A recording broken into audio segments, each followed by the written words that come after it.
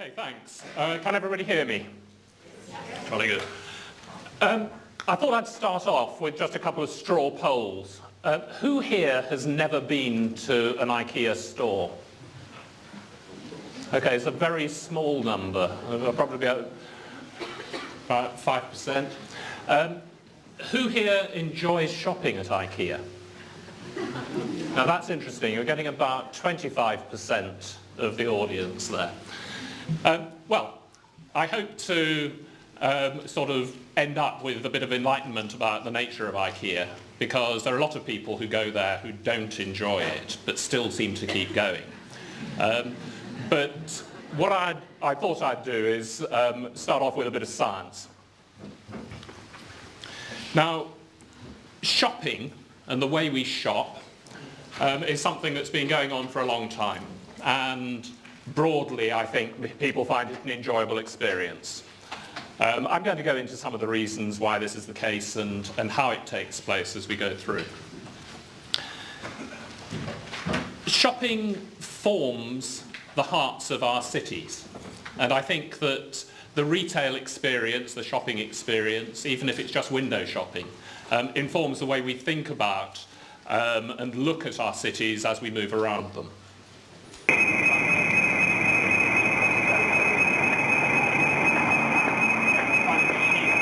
Don't go in there,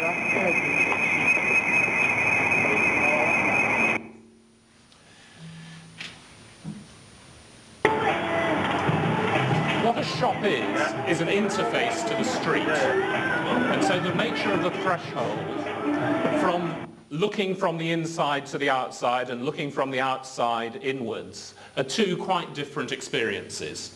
And I'm going to be talking about the nature of that threshold as you step over from the urban realm into the shopping interior, what takes place. What I'll eventually say is that as you step over the threshold, you exchange a contract with the shop owner. So the relationship between the shopper and the shop owner is one about contract exchange. Let me give you a very simple representation of a little bit of a city, and let's do a trick to it. Let's take each line, maybe those are streets, and represent them as a dot, and then connect them to the lines that cross them. So that's the streets that meet, that intersect, and then those in turn, and finally that one there. We've now represented a street pattern as what a mathematician calls a graph. Now, second trick. Let's look at it from this point of view, and let's lay it out in terms of going from street to street to street as you turn corners, as you move through urban space. It looks like that. Let's look at it from a different point of view. It looks like that. The intriguing thing is that the same pattern of space is objectively different from different points of view. So from the blue dot on the left, the rest of the world is distanced from you, you are relatively isolated, and from the right-hand dot, the rest of the world is close to you, you're relatively accessible or integrated. So we can colour up a map according to the depth, if you like, of everywhere else from here. And you go through the spectrum from blue bits for isolated through to red bits for relatively accessible. Now, there are three rules for retailing that any retailer will tell you. They're location, location, location. And what I'm going to suggest is that the sort of map of accessibility is the thing that gives rise to this property of location that the retailer finds so important. Let's look at London. And this is colouring up on exactly the same method, but with all of these lines, all the streets that you have within the north and south circular roads in this case. Let's actually make it a bit darker in here so you can see this. Is that more visible? Intriguingly, the red line in the centre there is Oxford Street. It turns out to be the shallowest and most accessible street in the whole of that map of London. But you can say similar things about the King's Road or maybe the Holloway Road. You can spot them. Now this is purely an analysis of how the street system of London connects together. Let's zoom in. That's Camden Town. You can see Regent's Park is sort of with all its pedestrian routes through it. And there are the locations of each retail outlet in that little area. Two kinds. There are the areas where they aggregate together into big clusters along the main streets, along Camden High Street and so forth. And then there are the dispersed convenience corner shops off in the back streets. You can do a similar thing looking again at the Oxford Street area. Here's the map of Oxford Street and Regent Street, and then that's the map of land use, with red in this case is for retail. And you can see that these clusterings are part of what we understand about cities as we move around them. You turn the corner, you're into a major shopping street, you turn off the street into a line that is slightly more isolated, the number of shops will drop, you turn a corner again and you can be in a completely quiet area devoid of any kind of retail activity at all. Now there are some other facts. If we go out and we count the way that people move around in this sort of space, what you find is that the more integrated and accessible a space, the higher the flows of people moving through it, whether those are pedestrians or whether they're vehicles. The lower and more inaccessible, the fewer people move through. So we've got a bit of a thesis here. The structure of space in the city attracts pedestrian movement. And the reason why location is so important to the retailer is they need passing trade. They need people walking past the door. So what do you do? Well, shops follow people. The way the shops are located in the city is an attractor effect, in that the retailers are attracted by the pedestrians who are there because of the way the structure of space links together. People are then attracted by the shops, and so you've got a multiplier. And that is why this is an emergent phenomenon. It's something which is quite difficult to plan for until you understand the principles. But once you understand the principles, you can begin to guide them, if you like.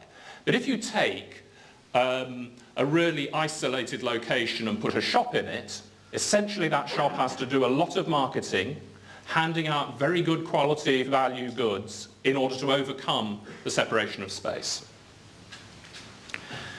Now, this is something which has always been the case and happens in all parts of the world under different cultures. Here is some work done by a PhD student of mine, Nazreen Hussain, several years ago, where she looked at the growth of the city of Dhaka in Bangladesh, and in particular looked at retail. So in 1952, this is a map and analysis of the city of Dhaka, and the sort of black dots along some of the streets, those are the retail shopping areas in the old city of Dhaka. As the city grew in 1962, the city has grown enormously, as you can see, but then the pattern of shops has taken up new areas and expanded, and then going on again 10 years later, 1975, it's grown further, and by the time you get to 1995, you've got a very interesting and coherent pattern by which, as the city expands, new spaces become accessible in the larger city, and those in turn then attract the retail functions, and those in turn attract more shoppers and so forth. What kind of retail is this? Well, in a city like Bangladesh, or like Dhaka in Bangladesh, it is relatively unregulated. Even if there is regulation, people tend to get around it in various ways. And so you've got a relatively perfect market taking place without regulation, an interesting thing. And that makes it particularly interesting for those who want to study how shopping takes place. What Nazreen did was she went out and she surveyed a number of these market buildings that characterize this kind of area. Many of these are multi-floor, 3 floors in this case. They've grown up over many years. They're relatively unplanned and undesigned. But they're designed, if you like, on the ground. So they tend to make sense. She looked in each of them at the different range of kinds of things that were being sold. So there may be areas which are selling men's Western clothing, or saris, or accessories, jewellery and so forth, cassettes and snacks and things of that sort. She then went on to survey a series of the shop owners and asked them who their clients were. But even more interesting, she went to survey the shoppers themselves. And she asked them a series of very simple questions. She said, what did you plan to buy when you came here? And they would give a list of things. They'd say, I'm going to buy my husband some shirts. What did you end up buying already? Where else have you gone? And they would give a list of things and say, oh, well, I went into the cassette shop and bought a cassette. And then they'd say, where else do you plan to go on shopping at the end of the trip, before the end of the trip? And they'd say, oh, I'm going to get some lunch, or I'm going to buy some more clothes myself, or whatever else. This allowed her to split the stated reasons why people came there from those that just seemed to happen as a byproduct of them being in the place at all. What was it that was the reason they came from? What were those things which were really impulse purchases? And she managed to do this for different markets, and they have different answers. Sorry, these diagrams are difficult to read, but the way to think about this is that this one is food and snacks. And some people planned to come to this market for food and snacks. A lot of people didn't plan to come to it for that. But people who planned to come for these things never bought them just by impulse. So certain parts of these markets are generator functions. People will come for specific things. Other parts are what are called suscipient. That means you come there, you purchase from them just as a byproduct of the fact that you're there already. And what was interesting was that the layout of where things are that are generator functions, they cluster together into big lumps, and quite often they'll go onto the upper floors. The ones that are the suscipient functions that depend on a passing trade, separated from each other, they're coloured yellow on this diagram, by and large they separated from each other, and they located themselves in the most accessible areas, so next to the staircase, next to the entrance, and predominantly on the ground floor. And the reason for that is that if you're not the main reason that somebody has come to a particular market, then you need to take advantage of spatial location to give you accessibility, but you also are in competition with your neighbours. So you're in competition with somebody else who's selling a snack, because that's just, it's the first snack you see when you're hungry that you buy. If you're the generator function for a retail area, then people are there to buy a particular piece of clothing. What they want to do is go around and compare quality, design, value across multiple different outlets. And for that reason, you aggregate together. So the benefit for the retailer in aggregation and clustering together is because they get a benefit of critical mass, attracting people to this market as opposed to some other market in the city, because they'll get a better range of value and choice by going there. If you think about restaurants on Charlotte Street or computer shops on Tottenham Court Road, it's that kind of effect. The benefit of aggregation outweighs the disbenefit of competition. Okay, so let's take a slightly different study.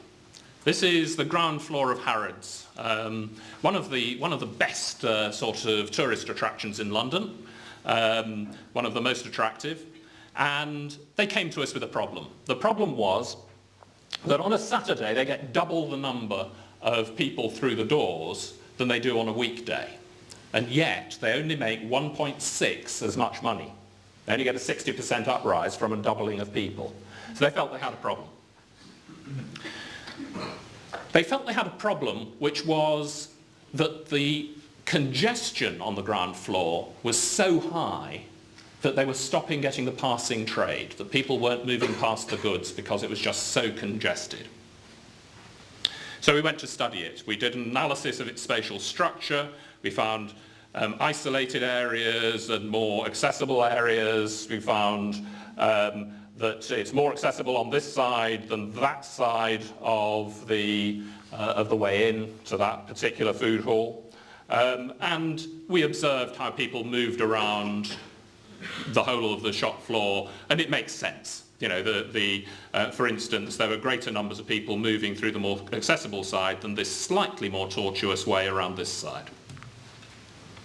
It turns out that the relationship between our analysis of spatial structure and the flows of people is a reasonable relationship. You can predict from spatial structure flows of people around the store.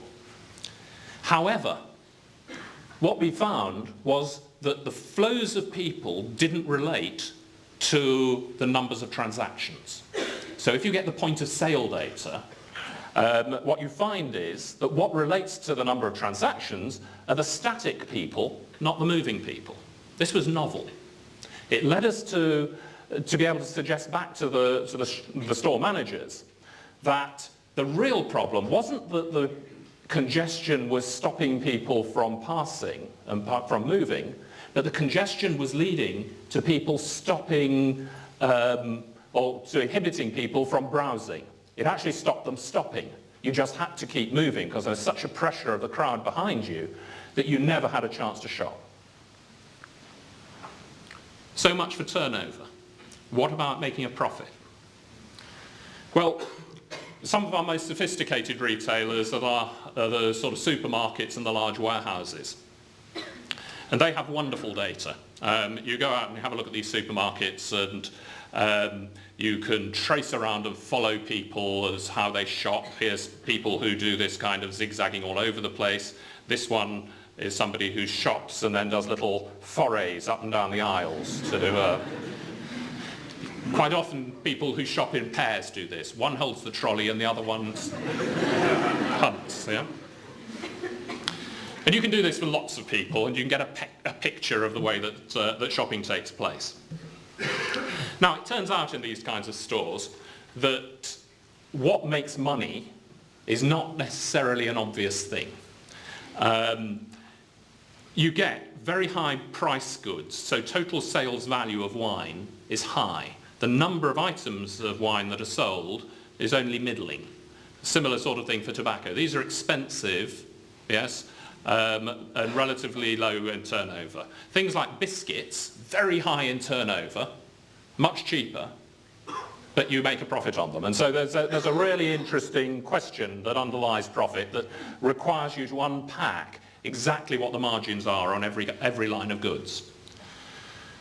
You have to look in the store at where all those goods are located. And you have to look also at, it's all very well people passing through an aisle, but it's no good if they don't actually choose something, if they don't convert into a real sale. So here we are with conversion rates. And the red ones are the high conversion rates. Fruit, milk, beer, coffee, yeah. More beer, that's just a different way of looking at it. In order to study this kind of thing, it makes an enormous amount of sense to be able to go on and compare one store to another store to another store across a wide range that are all trying to sell similar things. And we had an opportunity to do this in a study of one of a large kind of electronics stores. They gave us a dozen different store layouts. They said they're all the same. We looked at them and said, no, they're not. They're all quite different, actually. But they gave us very precise point of sale data on exactly where they made profit from each line. So wonderful data, actually. The kind of thing you only get through collaborating with somebody who's interested in the answer. And what we were able to say was that across that dozen set of stores, there's a relationship between three factors that are spatial in the store and the level of profit that they ended up making. The three spatial factors are a factor called intelligibility, which I will go on to explain to you just now. It's how maze-like or understandable the layout is. The factor of accessibility that I've already described, and the size of the visual field. If you close down the size of the visual field on average and make people be always in a small space, they get less understanding of what's around them, and that seems to inhibit the profitability of the store layout. So what's intelligibility? Well, the sort of little experiment that I use to explain this is take an area that's designed like a little bit of a city and then give it a bit of a shake on the tea tray so that nothing quite lines up. And it looks slightly messier. The white blocks here you consider to be buildings and the coloured stuff is open space. And then carry out my various methods of analysing the depth of the graph from each location, each point of view. And look at the local properties of the graph, just how many other streets cross this one is a purely local property. And how does that relate to where I am in terms of average depth from everywhere else in the graph? And that's a global property. It says, how does this space relate to everything I can't see? Intelligibility we define as the correlation between those two. To what extent does information on what I can see locally give me a good indication of where I am in the large-scale plan of the whole thing? You can design things to destroy the relationship between the local and global, and you can design them so that the two correlate very closely. This allows you to look at where you are locally and predict where you would be in the large scale. It's a very technical description. It's something, by the way, that we find in a whole range of cities from around the world, organically grown settlements, as a regular feature. They regularly create this property of correlating local to global.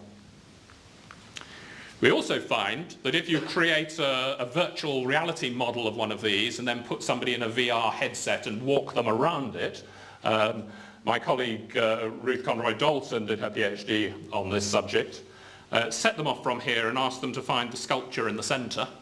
The people in the one that is intelligible get there pretty directly, whereas those who are in the one that is considered unintelligible, some of them get there directly, but an awful lot go wandering all over the place, and many never find it. You know, they never get to the target.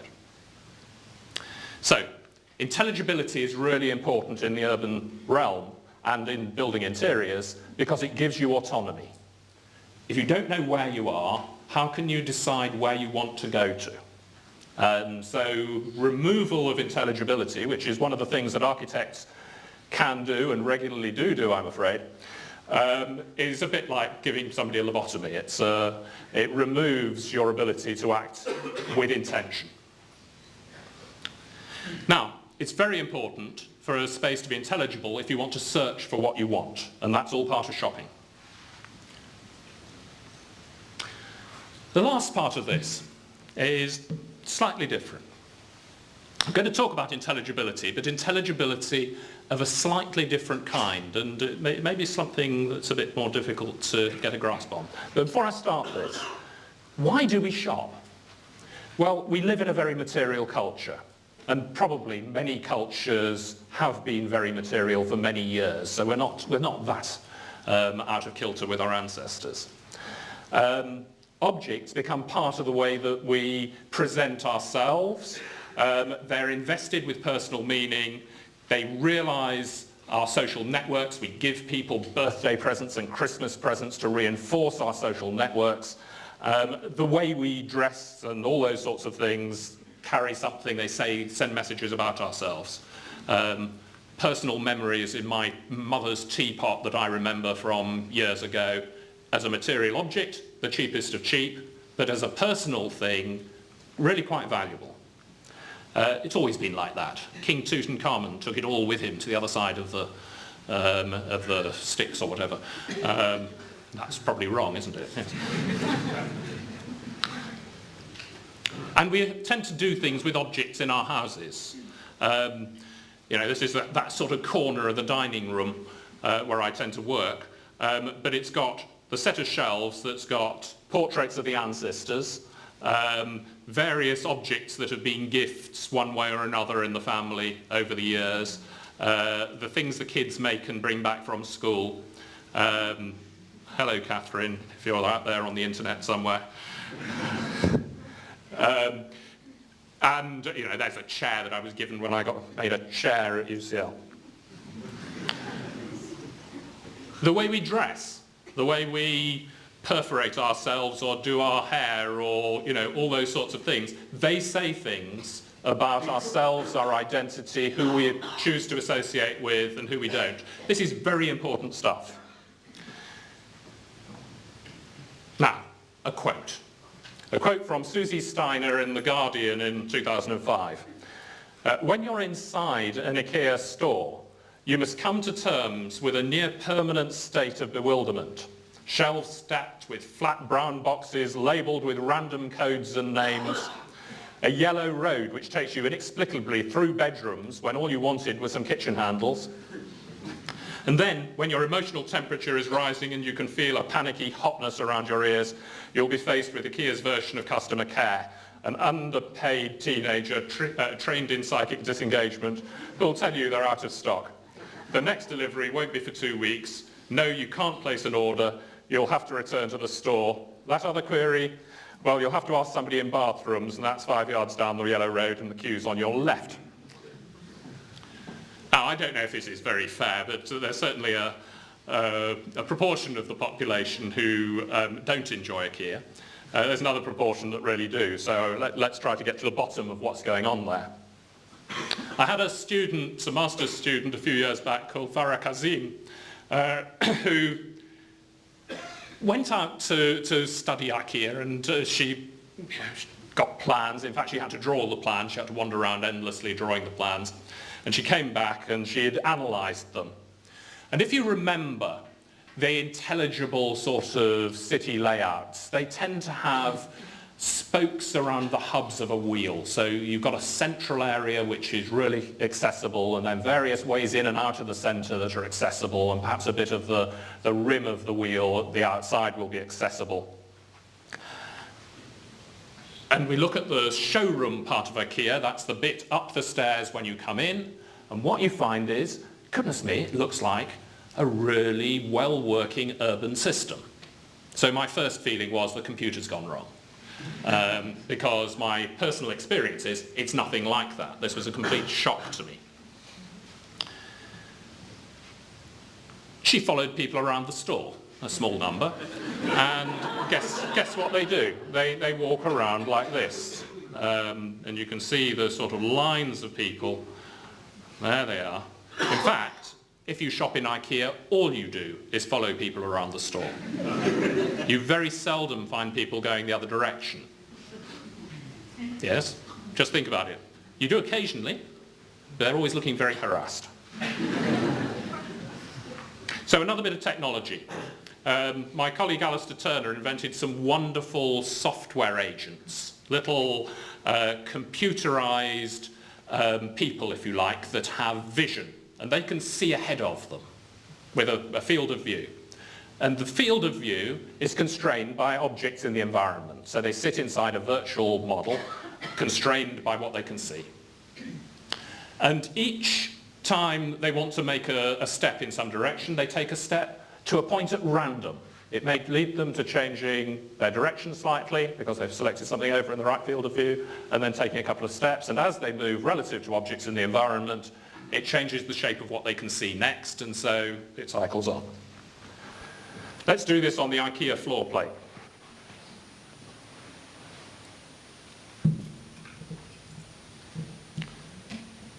Each of them, every time they step on a floor tile, they make it go redder, and every time a floor tile sort of doesn't get stepped on for a while, it goes bluer. And so eventually, after you've been doing this for a long time, you end up with a sort of a map of where the little computer agents with long distance vision of what they can see in their environment have actually ended up walking. And guess what? It's very much like the pattern that we see for real people.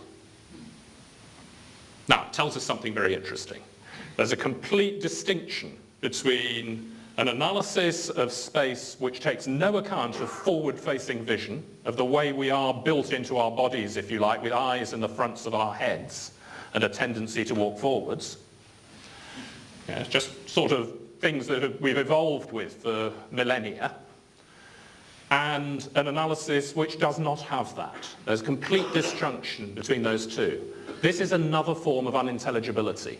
What they've done is they've taken away something which is very fundamental, evolved into us, and designed an environment which operates quite differently, given that we're forward-facing people, embodied, from the way it would happen if you just looked down on it from outer space, if you like. It's an interesting thing to do. Its effect is highly disorienting. So what's going on? Ikea is very successful. It's one of the most successful retailers ever, especially for these kinds of household goods. Why do people go there? Well, an £8 table might have something to do with it. Very good value stuff. well designed, actually, and good value. But I think there's something more going on. It's highly disorienting, and yet there's only one route for you to follow. You have to do this zigzaggy thing. Your time allocation is used up in the showroom upstairs before you get given the trolley when you get downstairs. They've changed this recently and let you have trolleys upstairs, actually. It sort of slightly spoils the talk. By the time you get to the marketplace, you've spent half an hour walking past bedrooms and bathrooms and living rooms and all these things that you didn't actually come here for, but getting subliminal messages about what goes with what. You get down the stairs, they give you the trolley, you see glasses and you think, goodness me, those are cheap. And you put them in the trolley. Yeah?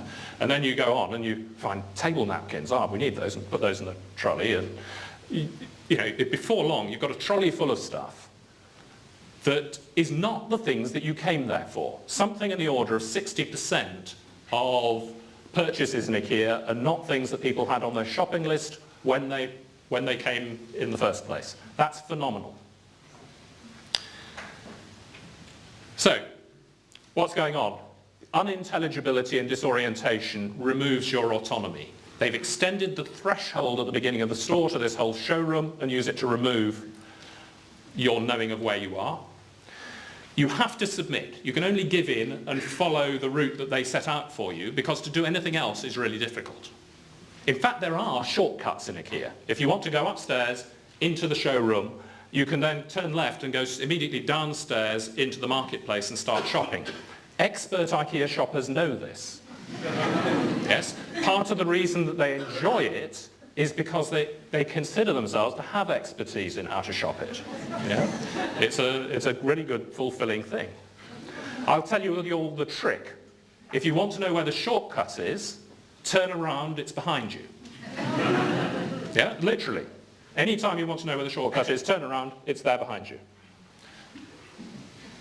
So, submission, first part of the two-part contract. Delayed gratification. After half an hour, you can start filling it, and you do fill it up with stuff. So Danny Miller, my colleague in anthropology, describes shopping as sacrifice and shopping as love. This is perhaps shopping as power exchange. Is it exploitative? Well, everybody's consenting adults.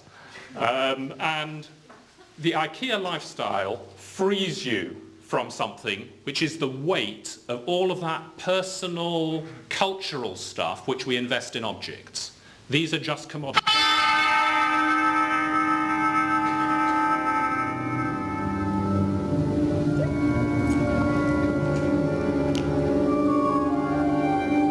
Wait, Mummy's boy. Still here after 24 years. Are you going to learn to wash your own socks? You look so ragged. Yeah. What about a girlfriend? Not too cool bringing ladies back to Mummy's house, is it? A girlfriend? He'll still be here when he's 60. Yeah, with Mummy.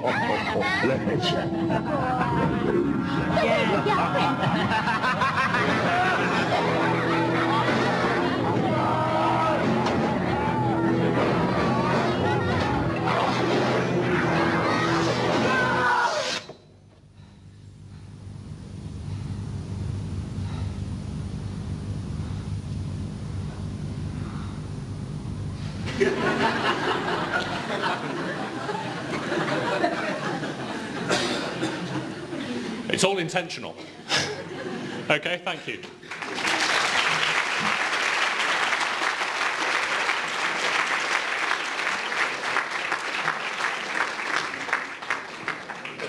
Thank you, Alan, for a talk I'm sure we can all relate to. We do have a few minutes for questions if anyone does have them. If you do have a question, this lecture is being broadcast online, so if you could wait for one of my colleagues with a microphone to join you. So, any questions? Dan, just one in front of you. Not so much a question as sharing the joy of why I like shopping in IKEA. Why I like shopping in IKEA. I break the fundamental rule, I go in the exit. But the barriers at the cashiers trying to prevent you do this. So Don't look at anyone. Just walk down the left of a queue of people waiting to pay. Look like a harassed mother who's trying to find a lost child, perhaps, and you're in, just in the way they don't want you. If that's barred, then do as was suggested. You're up the stairs, immediately turn left, buy your 50p cake and coffee with glee, and then down the stairs and immediately turn left, and you're practically at the exit. Thank you. Thank you. Any more? Louise, we've got one down at the front. Right, you can have mine.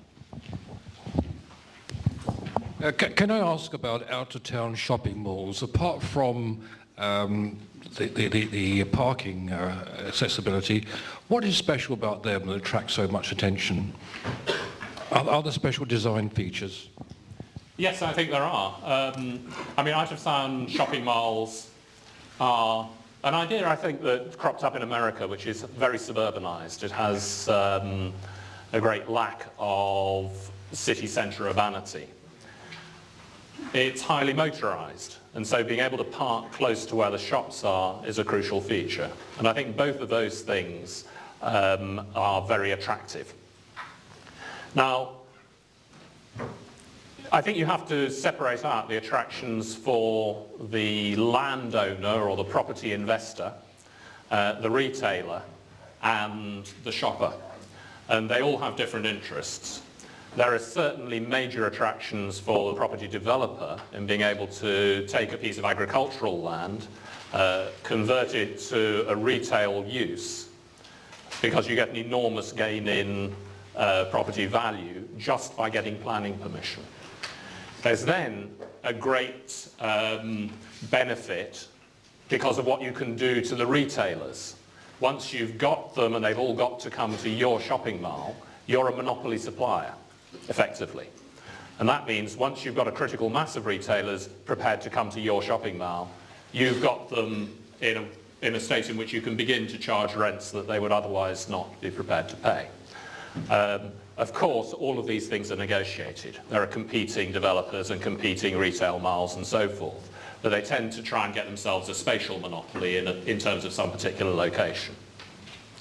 For the shopper, it's great because you get a whole lot of comparison goods under one roof. So if you go to Brent Cross, you'll find it's 80% is your sort of clothing concessions.